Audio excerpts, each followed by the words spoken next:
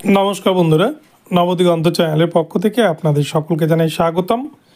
তো বন্ধুরা, 2009 সালে প্রাইমারি কাট অফ মামলা আবারও কিন্তু একটি নতুন মামলা 2009-এর যে কাট অফ মামলা হয়েছিল, কাট অফ ডেট বেঁধে দেওয়ার পরে যে মামলাগুলো হচ্ছে প্রতিনিয়তই, সেই মামলা নিয়ে এবার কিন্তু বিচারপতি বিশ্বজিৎ বসু একরকম তিনি কিন্তু নতুন নির্দেশ দিলেন এবং তিনি বিরক্ত বোধ প্রকাশ করে এই নির্দেশ কিন্তু দিলেন এবং সবগুলো মামলাকে একত্রে মার্চ মাসে কিন্তু তার দেখার আশ্বাস দিলেন।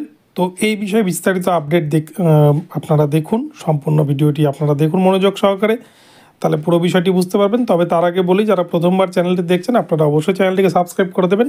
তো চলুন আমরা মূল পর্বে ফিরে যাই এবং বিস্তারিত আপডেটটি দেখে নিই। তো পুরো বিষয়টি আগে বলে নিই।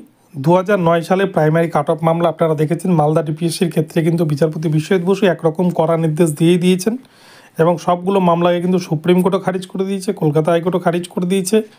গতকালকে এই নিয়ে কিন্তু কলকাতা হাইকোর্টে হাওড়া ডিপিএসসির একটি কাট অফ কেস, যেখানে বেশ কিছু পিটিশনার তারা কিন্তু আবারও মামলা দায়ের করেন। তাদের একটাই দাবি যে যারা পিটিশনার ভিত্তিক রায়ের দ্বারা চাকরি পাচ্ছেন তাদের কাট অফ দেখা যাচ্ছে অনেকটাই কম, অনেকের কাট অফ, অথচ তাদের থেকে বেশি কাট অফ বাইরে ঘুরে বেড়াচ্ছে, তারা প্যানেলে জায়গা পায়নি।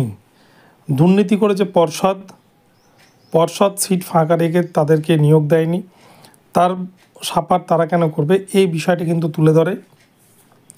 এবং এই প্রসঙ্গে কিন্তু মালদা ডিপিএসসি, উত্তর 24 পরগনা ডিপিএসসির প্রসঙ্গ উঠে আসে এবং 2009-এর প্রাইমারির যে কেসগুলো হচ্ছে সেটি কিন্তু এখন মূলত দুটি স্তম্ভের উপর দাঁড়িয়ে আছে, একটি হচ্ছে মেরিট আর একটা হচ্ছে কিন্তু কাট অফ।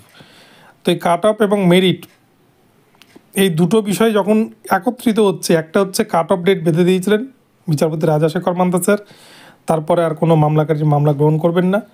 দ্বিতীয়ত হচ্ছে সেই কাট অফ ডেট বাঁধার ফলে পিটিশনার ভিত্তিক রায় যখন হলো, দেখা যাচ্ছে বহু ক্যান্ডিডেট তাদের কিন্তু একাডেমিক স্কোর কম থাকা সত্ত্বেও তারা স্কুলে অ্যাপয়েন্টমেন্ট লেটার পেয়ে যাচ্ছে, অথচ যাদের বেশি নম্বর তারা পাচ্ছে না। এই জায়গায় দাঁড়িয়ে বিচারপতি বিশ্বজিৎ বসু তিনি কিন্তু এক প্রকার দ্বিধাগ্রস্ত হয়ে পড়েছিলেন এবং তিনি বলেছেন এই মামলাটিকে মার্চ মাসে, সবগুলো মামলা একত্রিত করে তিনি কিন্তু মার্চ মাসে এই মামলাটিকে তিনি দেখবেন এবং তখনই কিন্তু এই মামলা প্রসঙ্গে একটা কোনো কিছু নির্দেশ দেবেন।